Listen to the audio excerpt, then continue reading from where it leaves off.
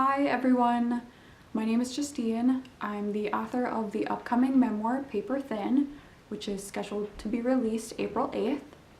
I just want to start by saying thank you to anyone who's watching. While I strongly feel that God is calling me to share my story at this time, it doesn't mean it's easy. And it's been such a blessing that so far all of the reactions I've received have been so supportive and so encouraging, so thank you for that. The majority of the book is composed of actual journal entries that I started writing around the time I was diagnosed with an eating disorder. I chose to use these entries rather than try to go back and retell the story from my perspective today, because I feel that they give a lot of insight into the inner turmoil that is associated with this illness.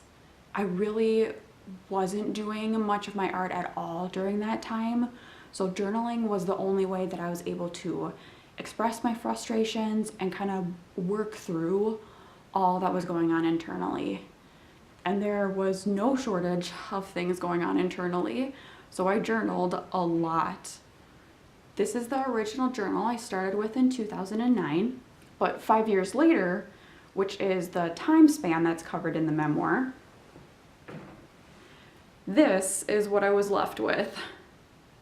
Obviously, I didn't include everything in the memoir. As riveting as I hope you find the story, nobody wants to read all of this. So I did pick and choose which entries I felt were relevant. But as far as actual wording and content of the entries, I tried to change as little as possible to keep their authenticity. With that being the case, I do feel like I should warn you that this is not a feel-good type of story. A lot of the stuff I wrote about was very dark.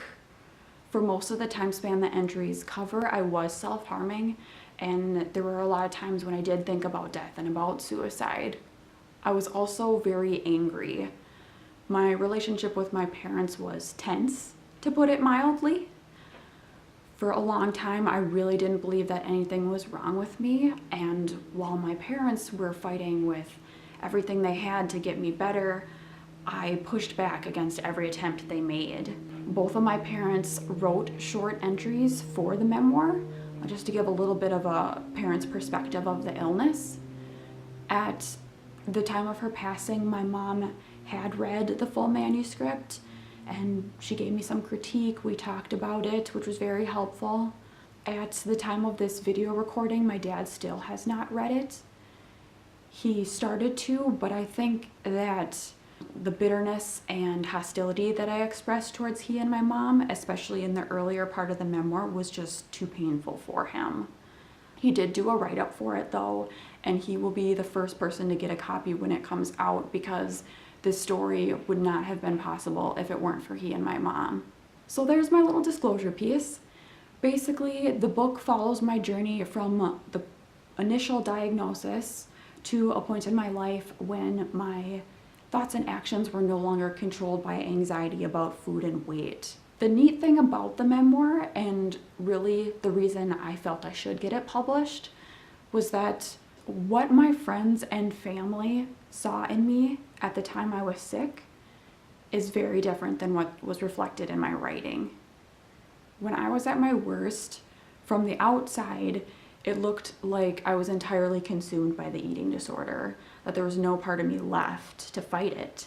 But even at those lowest points, I did write about an internal struggle between what the eating disorder was telling me I should do and be, and this little piece of myself, almost entirely hidden at that point, which recognized that something was wrong, and if things didn't change, this was going to kill me in the end. What ended up being my saving grace was that I didn't know it at the time, but my mom was actually reading the entries, and as dark as things looked from the outside, what she read gave her hope that I wasn't beyond saving. It also gave both of my parents a better understanding of the illness and the ways in which the eating disorder worked, which helped a lot in my recovery. And that's really my hope for the book. I do think that it's great for those struggling with an eating disorder themselves, but I also think it has a lot of information to offer those friends and family who are walking alongside a loved one in that struggle. My intention is that it shows that no matter how dark things may look, there's always, always hope. With any mental illness, really, there's always a lot more going on in the internal fight than what's apparent from the outside. So for anyone who's interested in getting a copy, I will be posting a link on April 8th, provided all continues to go well with the formatting. It's going to be available on Amazon, both as an ebook and a paperback. If anyone has any questions about book content or what is or isn't going to be covered, please feel free to either send me a private message or comment below. Otherwise, thank you again for watching and have a good day.